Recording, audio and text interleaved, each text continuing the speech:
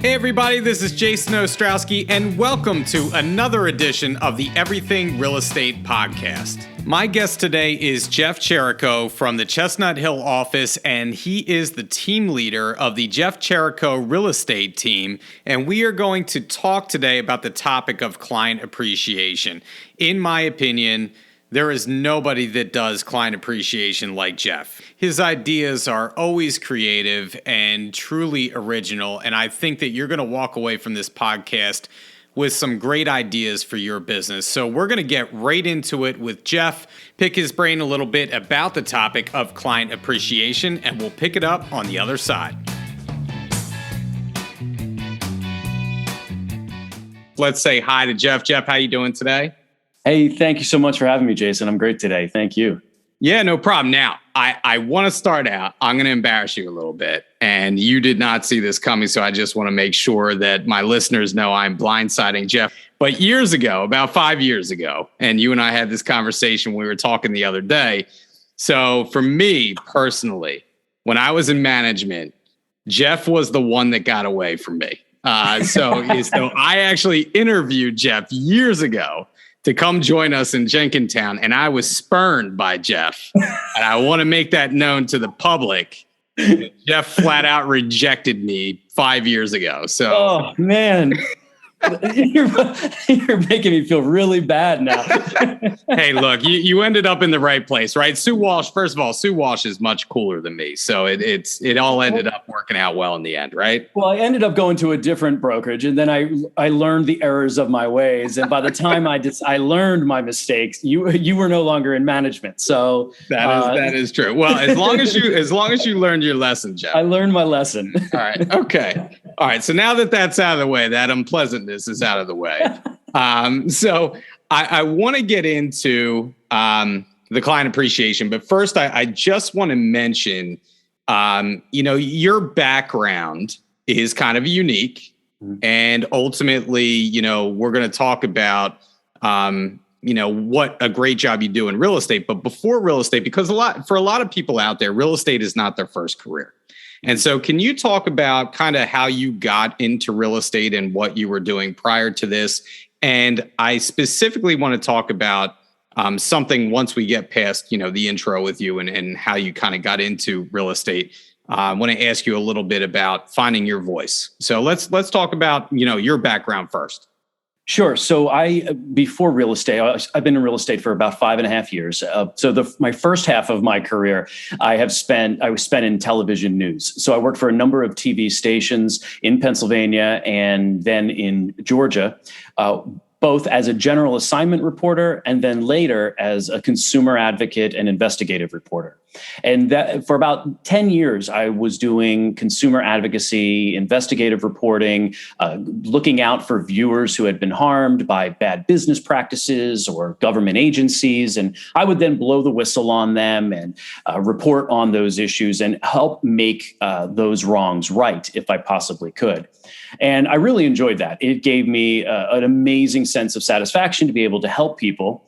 And then when life kind of changes and, family obligations start to pop up, I realized that TV just wasn't going to be the place I wanted to spend the rest of my life.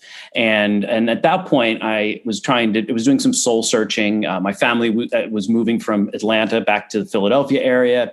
And I realized that I wanted to work for myself, and I wanted to be able to work hard and see that hard work pay off in the form of pay, right? So the harder you work, the more money you can potentially make. And that's really what I wanted to do, while at the same time using those consumer advocacy skills that I had built for 10 years in television.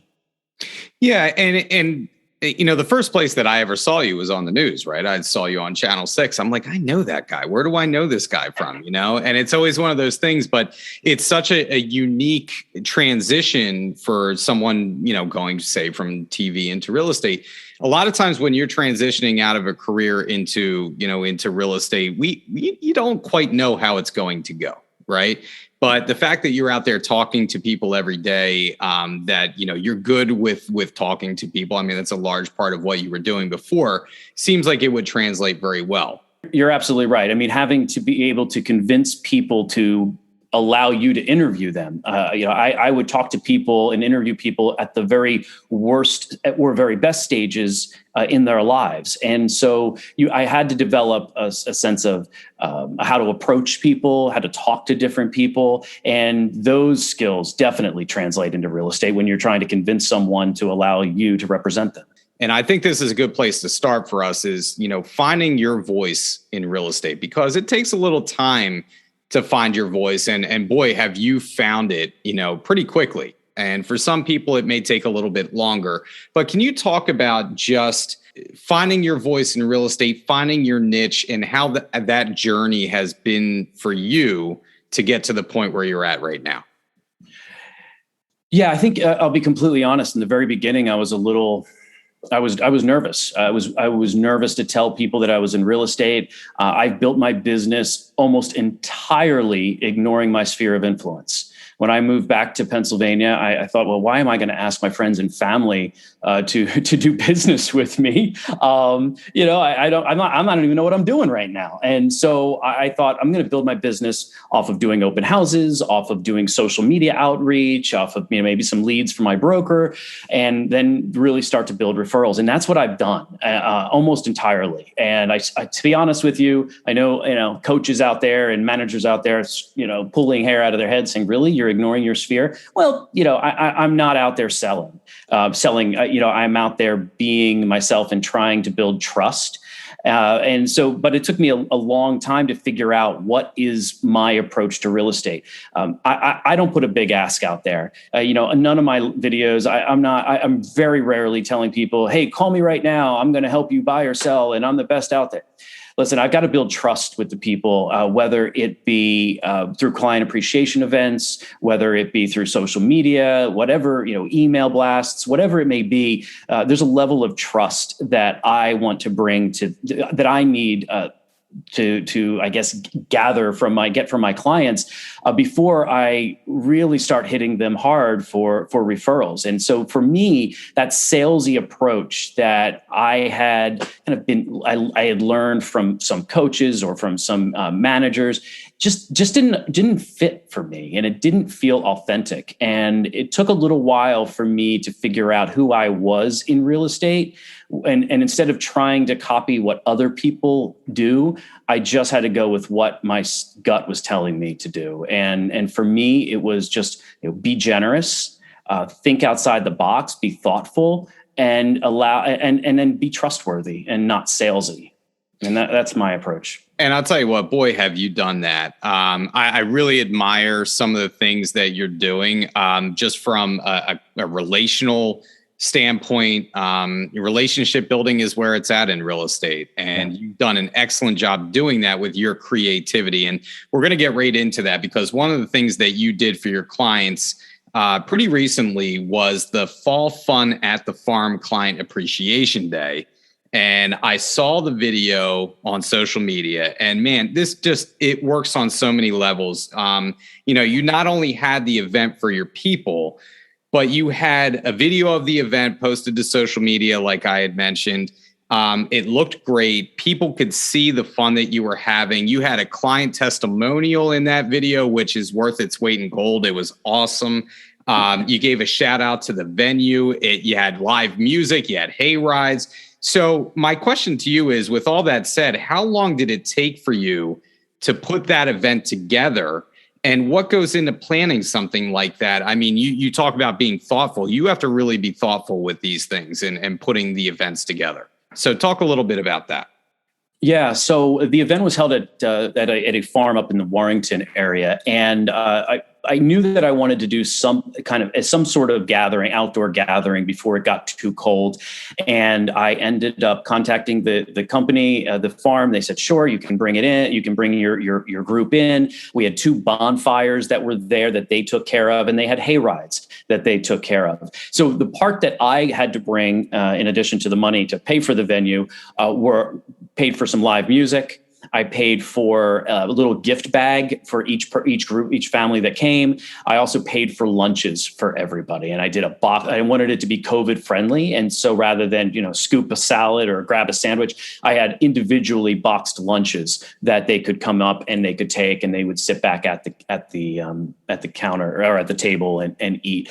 And so, it probably took about a month of just kind of figuring out what food we were going to eat, what types of what kind of music we were going to have. Fortunately, the event was already at a fun venue where they already had corn mazes and a hayride and pumpkin patch. And I just brought in the lunches and some stickers to decorate the pumpkin, and then some live music. And we had over 100 people come and took part and had a great afternoon. And again, like you said, I also realized that this event is fantastic for my clients, showing that on my Instagram feed, my Facebook feed, on my YouTube channel is also important, because that's where people are going to look to figure out, hey, do I want to hire Jeff?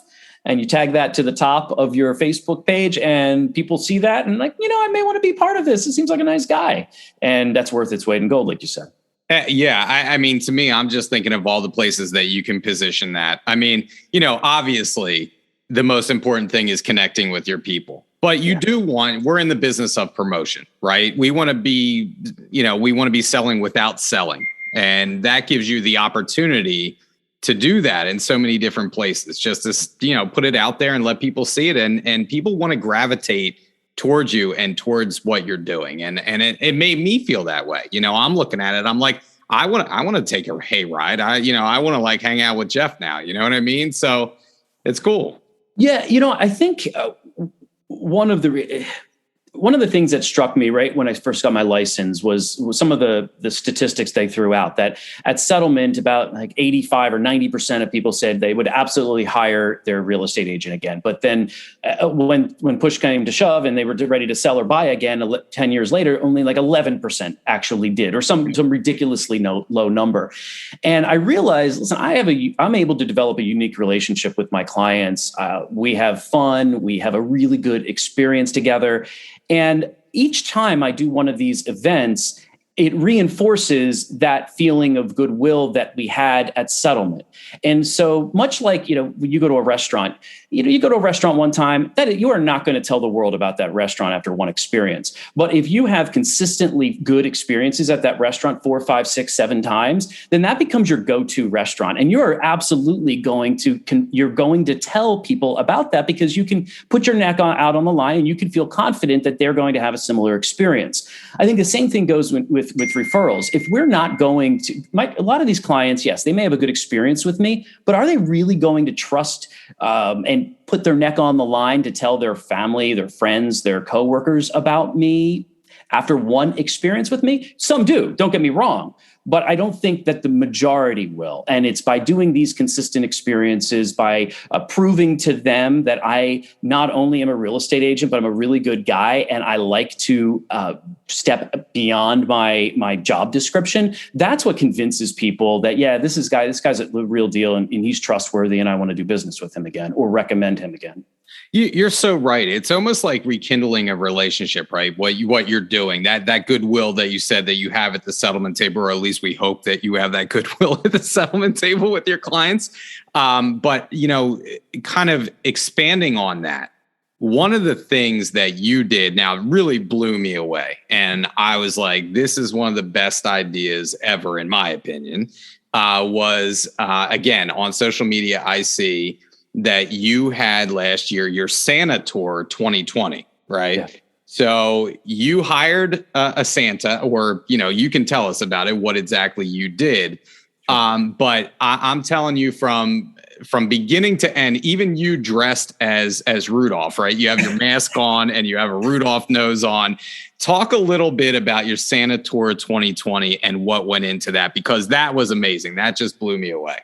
So my first year in real estate, I decided to do an event I called Sit with Santa, where I had Santa in a little alcove in my office, and I would invite my clients, and I would invite even community members to come and get sit with Santa, get a free picture. I had some snacks and things like that. So I did that for 4 consecutive years.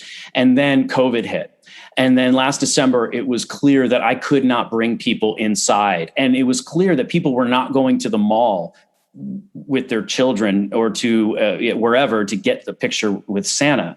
And so I was ready to cancel my Sit with Santa altogether because I couldn't figure out how to do this in a way that would be safe, and also fun.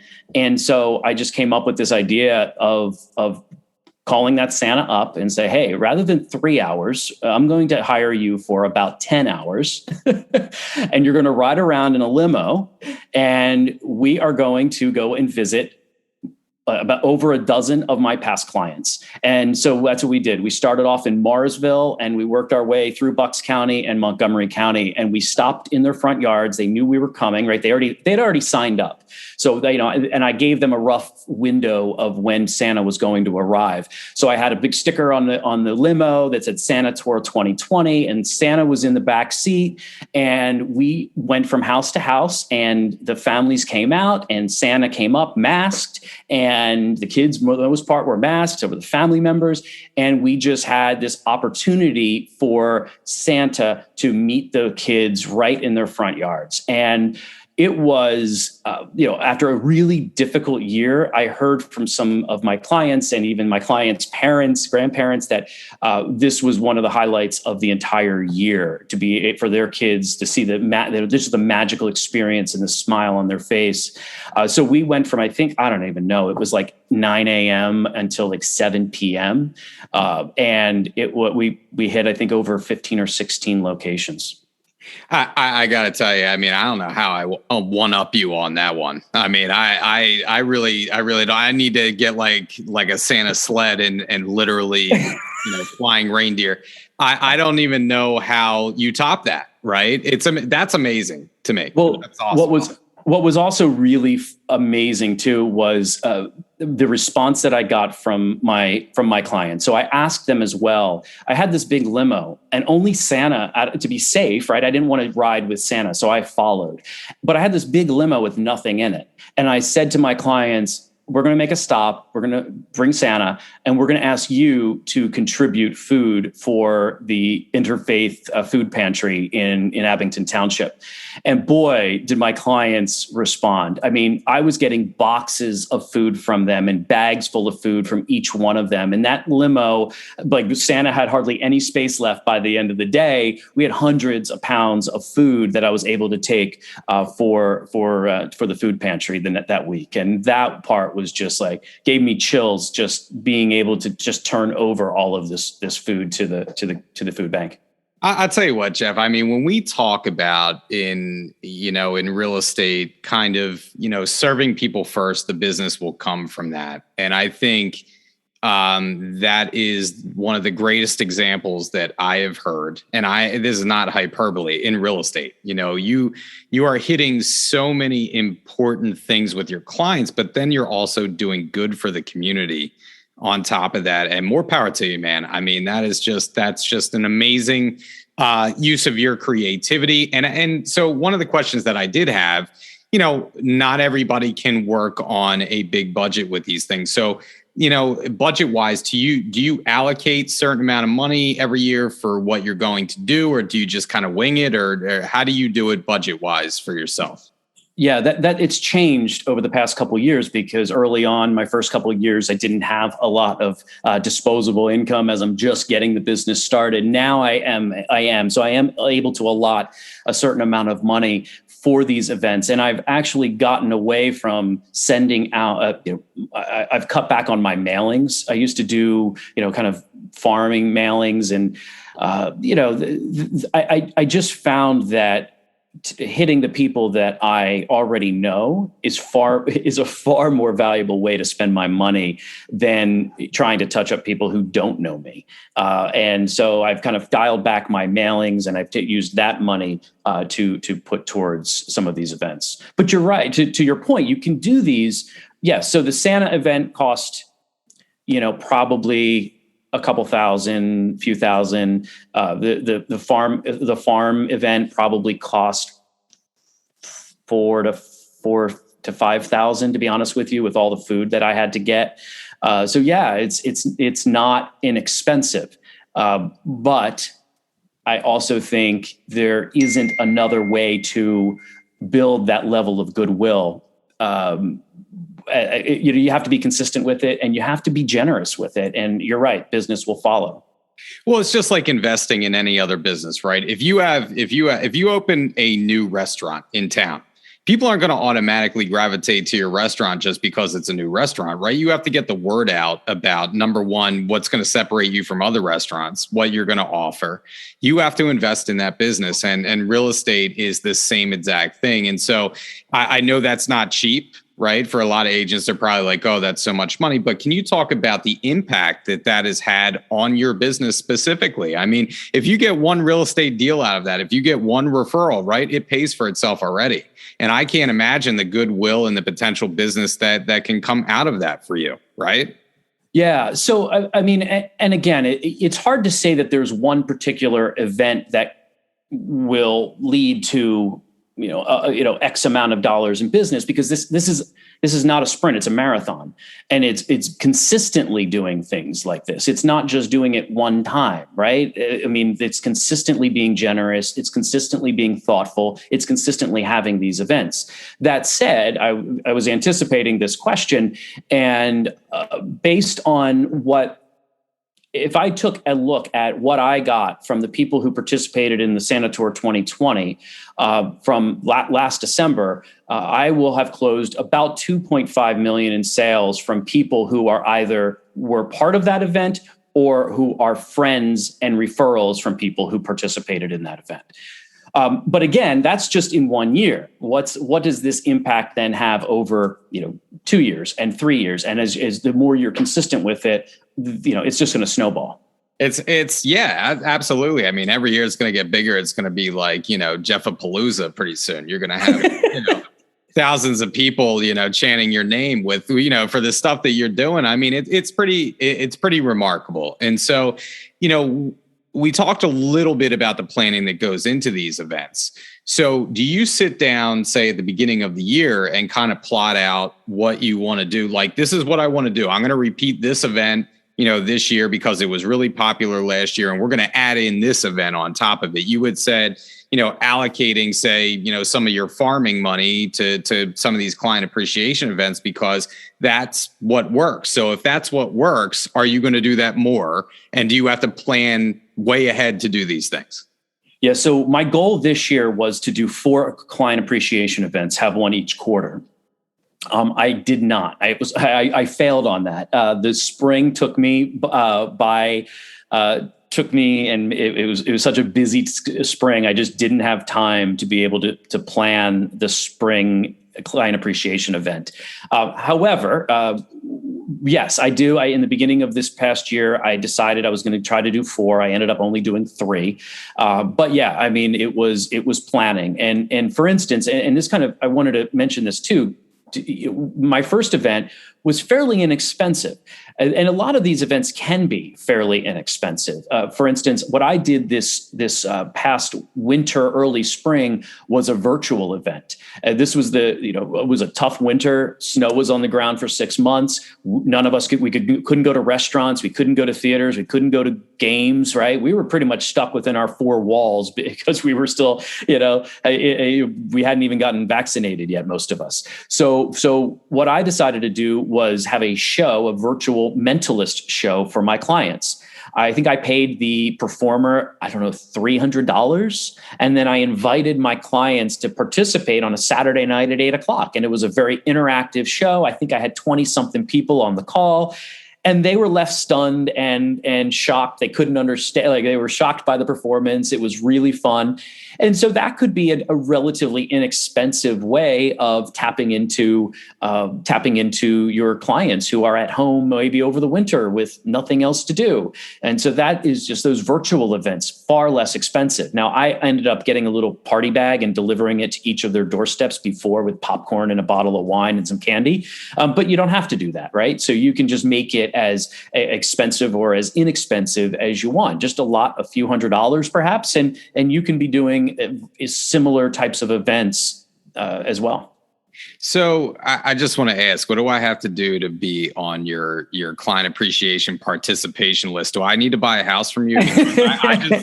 I kind of just want to be a part of these events, man. I mean, God, that's just so cool. I mean, it's really cool. And to your point, like, you don't have to spend a ton of money. In fact, I want to mention this because this came out in a timely fashion yesterday. Brad Pat, who is our regional manager in our area, sent out an email called Accelerate Grow by Referrals. Right. And one of the things on there were client appreciation ideas. So I just want to mention a couple of these. First and foremost, maybe think about who your target market is. You know, do clients with no children, clients with young children, clients with older children. Think about who you're gearing these events to, number one. And number two, this isn't the full list, but I'm just going to throw a couple out there that I highlighted. Having a fall event like yourself at an orchard, you could bring a photographer for a family portrait. You can get tickets to a minor league or major league game of some sort. You could do a neighborhood food truck if you want to do that. You could do an event to support a local charity. You could do a bowling night. You could do a pooch portrait. I like this idea of getting pictures of pets. People love their pets, right? So you could hire a photographer to do that. A gift wrapping giveaway, or you could do Popeyes, right? I do a lot of Popeyes. You could do pies for Popeyes. You could do mums in the fall. You could Popeye with coffee gift cards this time of year. And last but not least, the one I liked was New Year's gift bag with noisemakers and hats. I thought that was pretty good. And that's kind of like what you were talking about, Jeff, right? So that's just a couple of things to get creative with this time of year with your clients, right? Yeah, and some other ideas. I mean, virtual does allow you to do things that you, in perhaps in a less inexpensive or a less expensive way. For instance, you could have a cooking class. Right? Maybe you hire a chef, a top chef down in the city to do a virtual cooking class. You could also do kind of a virtual wine and cheese or beer and cheese pairing, and have the ingredients of the cheese and some of the beer, delivered to their doorstep. And this may not be for your entire client base. Maybe these are for your top referrals, right? And so you give a box or a basket of wine and cheese, and then we have a virtual tasting. So there's so many opportunities out there, both in person and virtual. It's just kind of thinking outside the box and figuring out, right, who you're trying to target. My Santa event clearly targeted families with children, which is why this fall event, I made it clear, like, hey, listen, you don't need to have kids to have fun here, right? This is all about you just coming out and enjoying a beautiful day at the farm.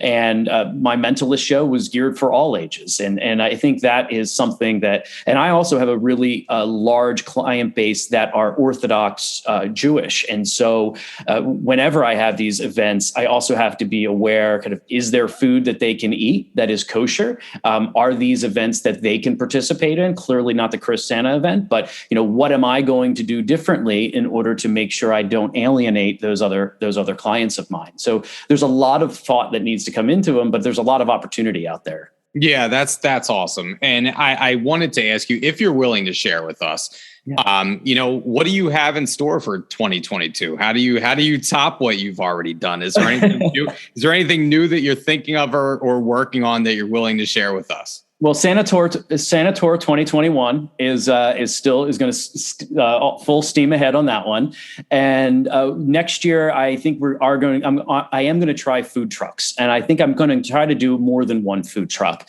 I think what I'm going to try to do is maybe every other month do another food truck. The cost is probably anywhere, depending on how many people come, $500 to $1,000. But again, consistency is key in this business, and if people can feel confident that, like this, and see that you're constantly and consistently reaching out to them, that is worth, so much in this business. So I think food trucks are going to be an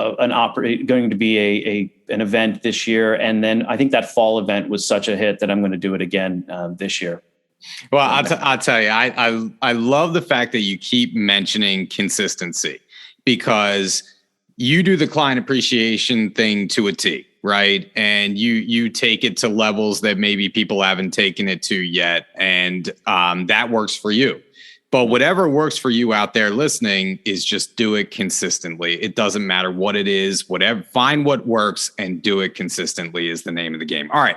So I want to switch it up before we get out of here. I have a couple more things I want to mention. Okay. So one is, your social media game is awesome.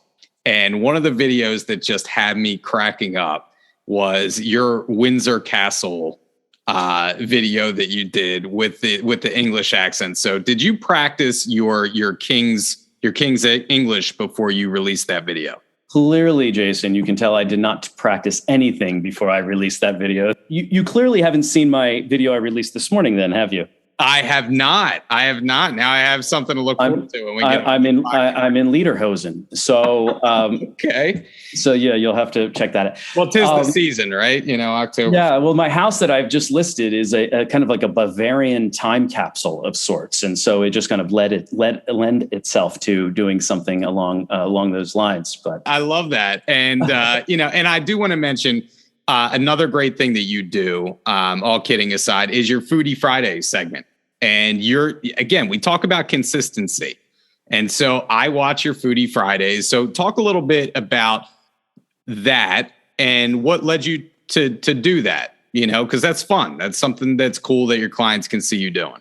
Yeah, and people talk about it all the time, and I'm so shocked that it has had that kind of response. So I always love the idea of building community and being part of this community. And it really, it's so simple. It's a 30-second reel on Instagram, and I should probably put it on TikTok as well. But I just go into a restaurant. I mean, I'm eating out at least once a week, maybe, and I love to try new places. And so I thought, wow, if I'm already getting food, take a picture of the restaurant, take a picture of me eating it, and then I just record a 30-second, informational piece about the restaurant and throw some music behind it, and it's done. And my idea was, building community, supporting local businesses, showing that you are in touch with the community, and helps build authority for that community as well. People see you as an expert in Montgomery County or wherever that restaurant may be. And yeah, they don't know that they don't know that you're just like everybody else. You're just putting yourself out there and helping small businesses out. And so much goodwill has come from that. People really appreciated it and have reached out. A lot of not just restaurant owners, but just people in the community have come to love it. Yeah. And it's something that you love to do. Right. And, I love to explore new restaurants. So that's why, I kind of can gravitate towards that. I kind of identify with what you're doing out there. I think it's a great idea. How many, now you said you have like a gym behind you, right, in your basement. Now, how many extra hours of exercise have you had to do since you started this Foodie Friday thing? Because I'd see some of the stuff that you're eating out there and I'm just like, oh man, that's an extra 2 hours in the gym, Listen, if it's dessert, I don't eat it all. I have a bite and then I don't finish it. Well, I love what you're doing. And the last question I'm going to ask you, and this is putting you on the spot. Now, I don't know if you can do this, but my entire life, I have had this song in my head. Okay. Now, can you tell me, being in your profession or your previous profession, can you recite the lyrics to the Action News theme song? Move closer to your world, my friend. Take a little bit of time. I'm so bad. That's awesome. World, my friend, and you'll see. I was actually going to have the theme song on today when you came on, but I thought that was a little much. You passed the test, and I am very impressed that, So I started watching Jim Gardner when I was in my playpen. Listen, I'm a freelance reporter for Channel 6. I do it here and there to help out when they need me. I love just kind of keeping my foot in the TV biz here and there. But a little kind of secret. So when I'm going live at the 10 o'clock news, right after the 10 o'clock news for PHL 17, we then have to go do the 11 o'clock news for Channel 6. And so, if I'm out on the field ready to do a live shot, my photographer and I are standing there. I have my earpiece in so I can hear what's playing. And inevitably the 10 o'clock news is ending and we're standing there ready to be the lead story of the 11. And my photographer and I, depending on who the photographer is, we are always singing that theme song along with it when it's playing at the end of the 10 o'clock news. We all grew up watching it. And so for us to be able to, we all know the words, like the back of our hand. You know what's so funny about that? So today I go on to YouTube and I find like a 2-minute, 15-second clip of the entire song. Yeah. I have never heard the entire song, and there's other lyrics that I did not know even existed. If you listen to the entire thing, it's a trip, man. I was pretty shocked that I had never heard the whole thing before. Well, yeah, and I hadn't either. I know what you're talking about. And they actually, back in the 90s, I think it was the 90s, Channel 6 decided that they were going to kind of freshen up the song because it had been the same song since the 70s, the same version. So they were going to freshen it up, and that lasted 2 days. And there was such backlash, so many phone calls from people, so irate that they would mess with that song that it has gone back and they've left it. I mean, now we're talking it's 50 years of Action News, right? This year. So that theme song's been playing for 50 years. So. Yeah. I mean, look, that's a Philly iconic, you don't mess with it song. You can't mess with it. It's like messing with, when they brought out the new Coke, everybody was in an uproar and went back to classic, and that was it. So anyway, listen, Jeff, it's been a pleasure talking to you. I really enjoyed picking your brain for a little bit. And, for those of you out there, find Jeff on Instagram, find him on YouTube, look at his stuff and what he's doing. He's doing a great, great job. So Jeff, thank you so much, man. I really appreciate your time, and I hope to see you out in the field pretty soon. Jason, I'm flattered. Thank you so much for having me. It was a great opportunity. It's good seeing you again. That was the interview this week with Jeff Chirico. What a great guy to talk to. Had some really awesome ideas to incorporate into your business. A couple things that I took away from our conversation with Jeff. Number one is be original. I think one thing that Jeff does extremely well is that he is creative, right? He comes up with these great creative ideas that he knows that his clients will enjoy, and really does a great job of the execution of those ideas. But I think his originality speaks for itself. And no matter what you're doing in our business, try to be original and provide value for your clients. And that's what Jeff does. When everybody is doing the same thing out there, it becomes so repetitive and we don't provide that value to our clients. So try and be original with your ideas and execute. Number two, be authentic. I think another thing that Jeff does extremely well is that he knows who he is, right? He has found his voice in this industry, and he is his best authentic self when he's doing these client appreciation events. Now, that may not be what your strength is, right? So you have to find out what works for you. But whatever it is, just be authentic and be yourself. That will make people want to gravitate towards you and to do business with you. And last but not least, number three, and I know I've said this a million times over, but be consistent. It doesn't matter what you're doing. Jeff is really good at being consistent with his client appreciation. He is kind of allocating money from other places into his client appreciation event because that's what works for him. But he is consistent with it. So if farming is where you're getting the majority of your business, then by all means, be consistent with that. If you are a referral based and you are totally relational and maybe networking is your thing, right? Be consistent with your networking. It doesn't matter what it is, but just be consistent. And Jeff really does that with his business. Well, that's it for this week. We'll be back in another couple of weeks with a new topic, a new guest. And if you haven't subscribed to the podcast yet or left us a review, please do so. We always appreciate the support. And if we haven't covered a topic yet that you would like us to discuss, please reach out to me at jason.ostrowski@foxroach.com. We always like hearing from you and your feedback.